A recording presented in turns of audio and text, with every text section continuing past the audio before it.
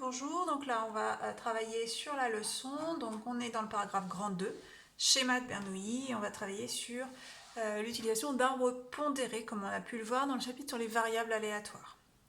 Donc on me dit, dans ce premier exemple, on considère l'expérience suivante. Une urne contient 3 boules blanches, 2 boules rouges, on tire au hasard une boule, on la remet, et on va répéter l'expérience 2 fois de suite. Représenter l'ensemble des issues de cette expérience dans un arbre.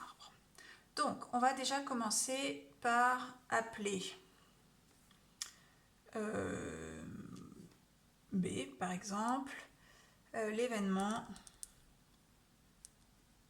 on tire une boule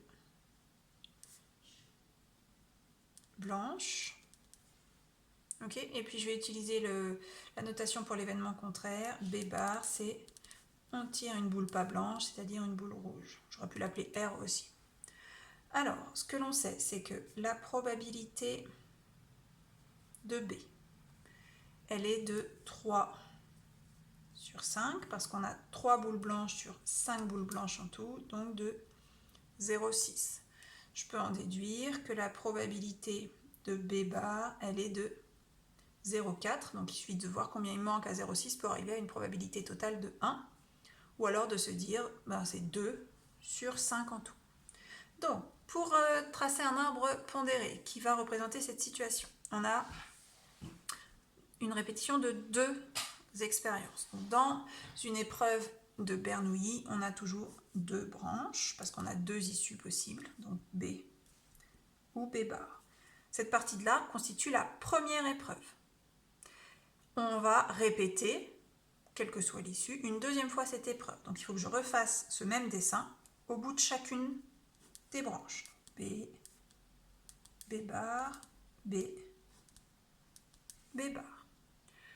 Pour terminer, il me reste juste à indiquer les probabilités sur les branches. Donc la probabilité de B, on a dit que c'était 0,6. Donc partout, je vais indiquer 0,6.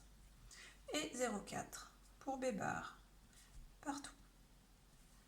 Donc voilà pour l'arbre pondéré qui illustre cette situation, ce schéma de Bernoulli, dont les paramètres sont 2, puisqu'on a 2 étages, 2 répétitions d'expérience.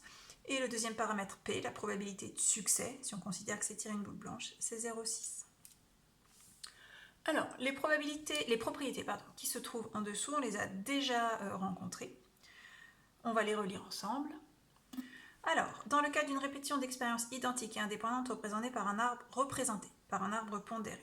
Donc c'est vrai même quand on ne sait pas des expériences identiques et indépendantes. La probabilité d'un événement correspondant à un chemin est obtenue en multipliant les probabilités portées par ces branches. Donc en français, ça veut dire que la probabilité d'obtenir blanc puis blanc, c'est-à-dire une boule blanche au premier tirage, une boule blanche au deuxième tirage, on l'obtient en faisant 0,6 fois 0,6. Donc je peux le noter ici si je veux. Donc ça c'est ce qu'indique ma première propriété.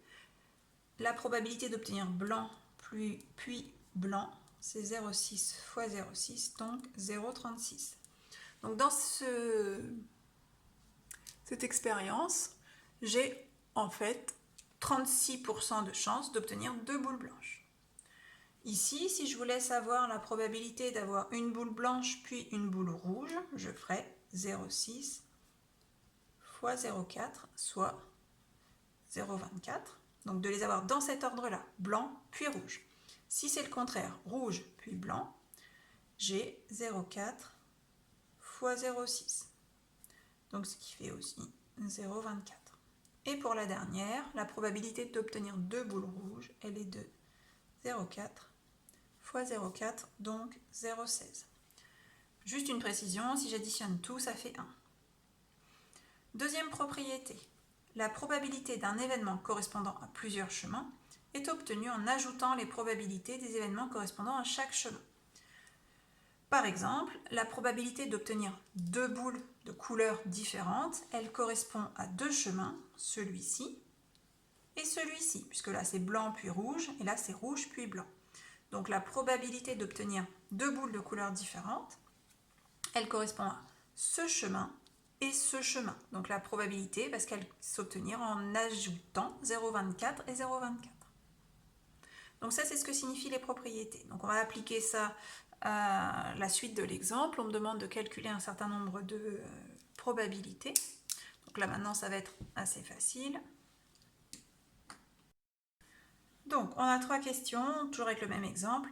On me demande la probabilité de tirer 2 boules blanches. Alors, 2 boules blanches, on l'a déjà calculé, c'est ce chemin-là. Donc, pour obtenir ce chemin-là, il me suffit de faire 0,6 fois 0,6. Ah, c'est sur la page après. Donc là, on aurait pu refaire l'arbre. Vous pouvez le refaire si vous voulez. Moi, je vais juste compléter ici. Donc 0,36, c'est 0,6 fois 0,6, c'est-à-dire 0,36. Ensuite, on me demande la probabilité d'obtenir une boule blanche et une boule rouge. Ah, j'ai oublié ici, c'est B. B.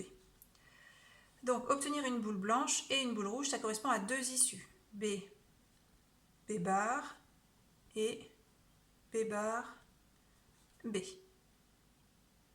Donc, ça, on a vu d'après l'arbre. Je vous remontre ici. B bar, c'est 0,24. B bar, B, c'est 0,24. Donc, il suffit que j'additionne ces deux valeurs. Donc, 0,24 plus 0,24, ça fait 0,48. Pour la dernière, obtenir au moins une boule blanche. Donc, ça correspond à plusieurs issues. Donc, au moins une boule blanche, ça peut être blanc puis rouge ou rouge puis blanc et blanc puis blanc. Ça, c'est au moins une boule blanche. Du coup, si je regarde mon arbre, ça correspond à blanc, blanc, blanc, rouge, rouge, blanc. Donc, c'est 3 issues. Donc, il suffit que j'additionne ces 3 issues. Donc, 0,36 plus 0,24 plus 0,24, ce qui fait 0,84. Voilà pour ce paragraphe.